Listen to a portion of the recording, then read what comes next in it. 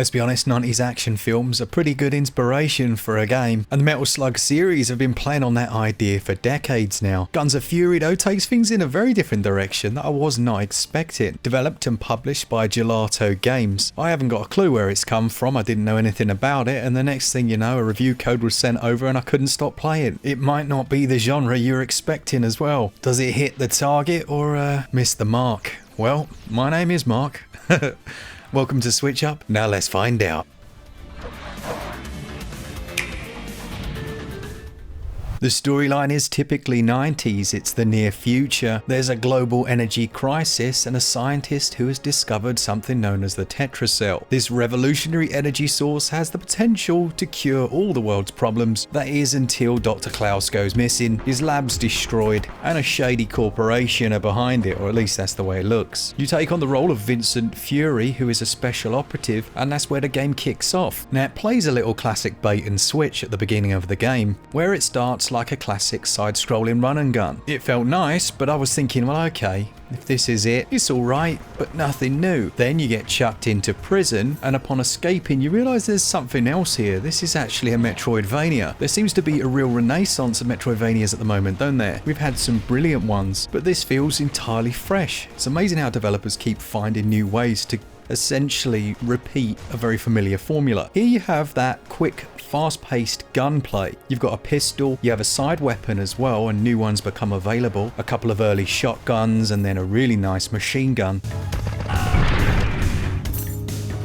And your secondary weapon actually has its own ammunition bar, which can be seen up on the corner, while your primary, more sensibly, is unlimited. Guns of Fury has lovely combat, with the shooting taking place in 4 directions. I initially thought perhaps 8 directions would have made more sense, but you soon adapt to that seeming constraint because there are other things at play here. One of those being a secondary weapon, starting with grenades and moving on to molotovs, as well as some mech combat. You could say it's Machtacular, but you'd probably be asked to leave. Now in these moments you can climb inside a different vehicle. There are a couple of different ones, but they're cool segments where you're massively overpowered. It doesn't last too long, but it's also used for accessing certain secret places.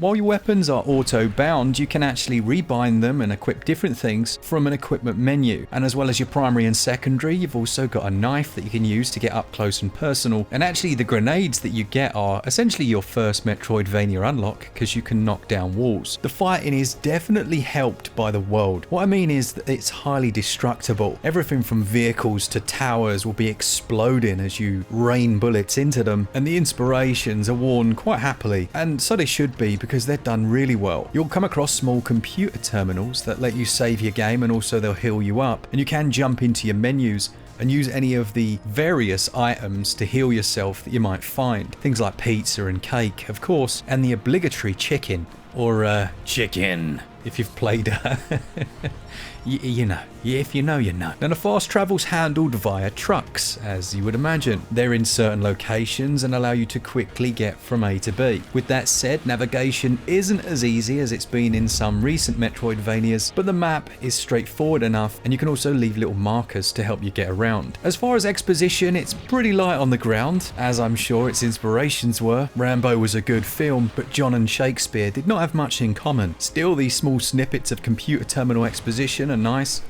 and they add a little to the otherwise shallow story. There are around 11 different abilities that you'll unlock, from the classics like double jump to a set of knee pads so that you can crawl under low areas. You'll also encounter several boss fights.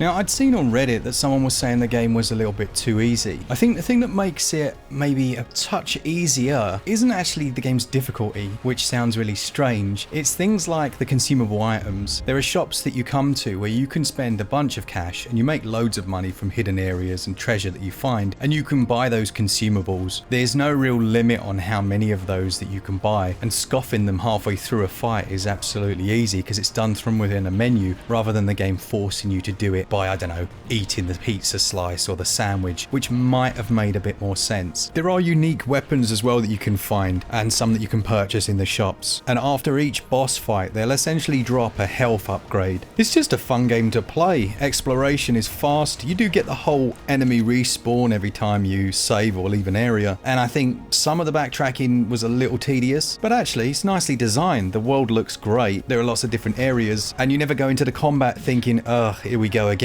The controls were surprisingly good, and just when it started to get a little formulaic, they'd introduce a new vehicle or some other aspect that would make you stop and go, oh, that's pretty cool. Yeah, good game. Gameplay scores 18 out of 20. Controls also score 18 out of 20. Visually, they clearly have taken some serious inspiration from Metal Slug, and, you know, fair play. It looks great. One thing I didn't mention in the controls section is that it's got very low input latency, which feels so good when the game's running at 60 frames per second, which this is. Some people had complained about the controls feeling a little clunky, and honestly, I think it's so smooth and so responsive that that's not an issue at all, really. I think it might be a skill issue. You've got a few other visual effects that you can change. Screen shake can be turned off. I know some people hate that. There are also some screen filters that can be applied to make it look a little more nostalgic, and weirdly, HD rumble is turned off by default. The artistic direction is spot on. Feels like I've just gone into the arcades, whacked a 20 pence in the machine, with all the explosions going off, the mechs moving around, and a decent variety of different enemies. Yeah, you can probably hear, I'm just a little bit surprised. It's not what I expected at all. The soundtrack is straight out of a 90s film.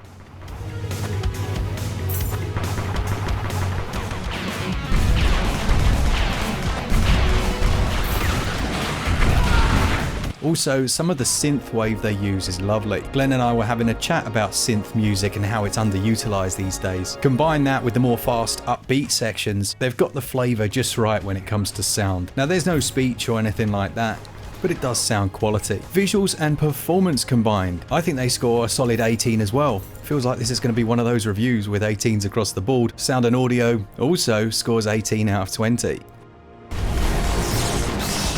Guns of Fury veers on the shorter side of a Metroidvania, around about 13 to 14 hours, but I wouldn't say that was short compared to something like Metroid Dread, which you can actually do in about 11. That's not too bad at all. It retails at just over £12, it's £12.99, and it has a sale on as well until March the 5th, taking it down to £11.25. That, my friends, is a bargain. That's really good value. It also features a few alternative endings, and that soundtrack by Dominic Nimark is just glorious. Really good. Great game, well worth that money. I actually give value 19 out of 20.